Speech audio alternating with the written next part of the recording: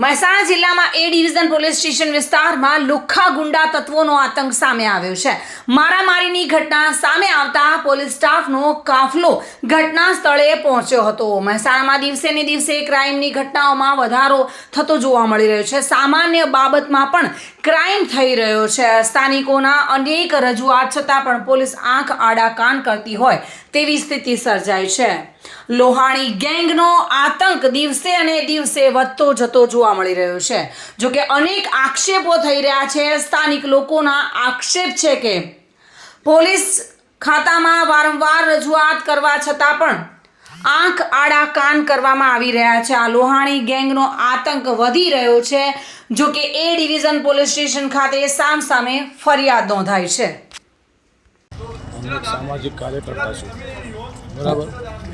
મારો આ બનાવ આ લોહાણી ગેંગ જે કસ્બામાં રહેશે અને જે આપણા નવા પરિપત્રમાં એમનું નામ બહાર પાડેલું જ છે અને આ આખી ગેંગ બનાવેલી છે અને આ ગેંગની લેડીઝો અમારા મહેલામાં આવી અને એક મારી બેન જે નાની યાસ્મીના કરીને છે તે સિવિલમાં દાખલ છે અને મને આ લોકોએ મારી અહીંયા મહેલામાં આવ્યા હતા અને આ લોકો મારઝૂડ કરી અને મારઝૂડ કર્યા પછી આ લોકો લેડીઝો જતી રહી અને ખોટા અમારા ઉપર કેસ કરે છે।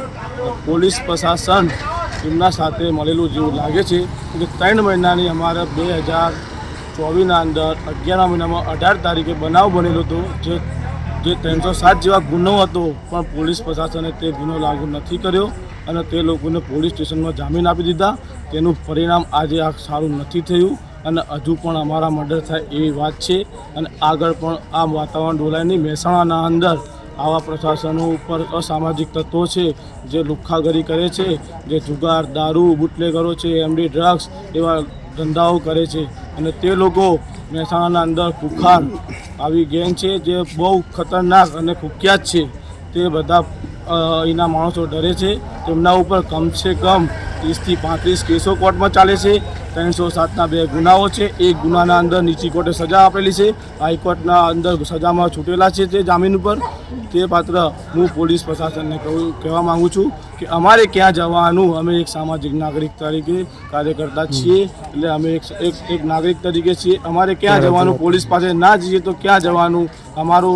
અમારું બીજું કોઈ નથી, એટલે અમે પોલીસને મદદ માંગીએ છીએ પણ વારંવાર અમારે અરજી કર્યા, અમે અરજીઓ કરી પણ અમારે એનું જવાબ આપ્યું નથી। 3 મહિના જવાબો આપે છે અને જવાબને અમને ધિક્કારી નાખે છે। એટલે અમારે ક્યાં જવાનું? એટલે અમને ન્યાય આપવા વિનંતી।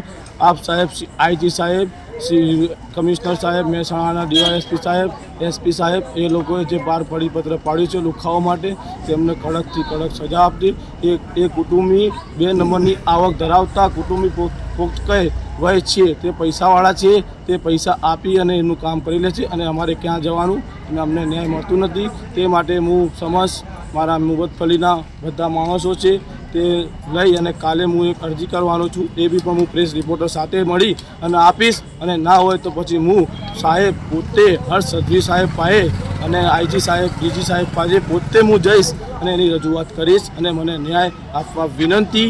307 જેવા ગુનાના અંદર આ લોકો છૂટા છાયેલા છે, ગમે ત્યારે બી હથિયારો કાઢી અને લુખ્ખી દાદાગીરી કરે છે। કસ્બા મહેસાણાના અંદર આવી લુહાણી ગેંગ જે આગળ જઈ અને મોટી ગેંગ બને એવી છે, તે લોકોને અહીં અટકાવવા વિનંતી સાહેબને।